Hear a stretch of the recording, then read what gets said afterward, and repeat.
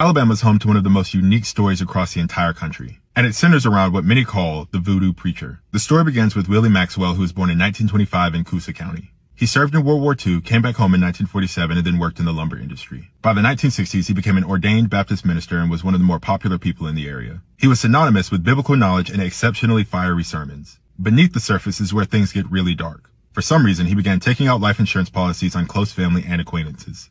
That didn't become a strange thing until the passing of those people in succession. The first major incident surrounded his first wife, Mary Lou Edwards, who was found in her car in 1970. And according to official reports, her body showed severe trauma. They ruled that the cause of her death was due to asphyxiation. Oddly enough, Willie Maxwell had taken out several life insurance policies on Mary Lou, totaling thousands of dollars. Willie was indicted, but was acquitted due to his key witness, his soon-to-be next wife, Dorcas Anderson, who gave him an alibi. He then collected the money from the life insurance policies on Mary Lou Edwards. Over the next several years, people close to Willie would also unfortunately meet similar fates. This included his brother, his nephew, his second wife, and his stepdaughter, with all of them having several life insurance policies out on them from Willie. He continued to escape convictions due to his lawyer, Tom Radney.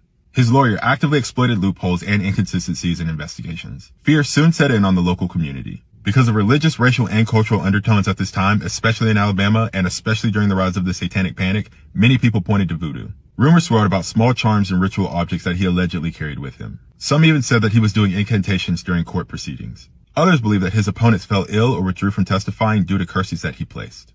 Willie Maxwell's status as a preacher led people to believe that he wielded immense spiritual power, whether for good or for evil. In most cases, and in this case, evil. Willie, being a black man and evading the justice system, was baffling to many. And for those in the community, they turned to mysticism as being the cause and to make everything make sense. The battle between hoodoo, traditional spiritual beliefs, and modern Christianity only fueled the fire at this time. In June of 1977, at the funeral of his stepdaughter who died mysteriously, he was shot and killed. The culprit was Robert Burns, a relative of Willie Maxwell's stepdaughter. Burns was arrested and then eventually acquitted. He was seen as both a hero and an anti-hero. This case caught the attention of famous Alabama author Harper Lee. She did extensive research to write a book called The Reverend, which she never finished. Willie Maxwell's case led to insurers tightening up their policies, especially around underwriting and documentation required. This case also sparked debates about vigilantism and jury bias. Culturally, this case amplified the fears of financial and emotional exploitation to the black community already facing systemic racism. The story reads like a true crime novel. It involves the legal system, mystery, and tragedy. It also blends the supernatural and reality together, almost blurring the lines in every single way.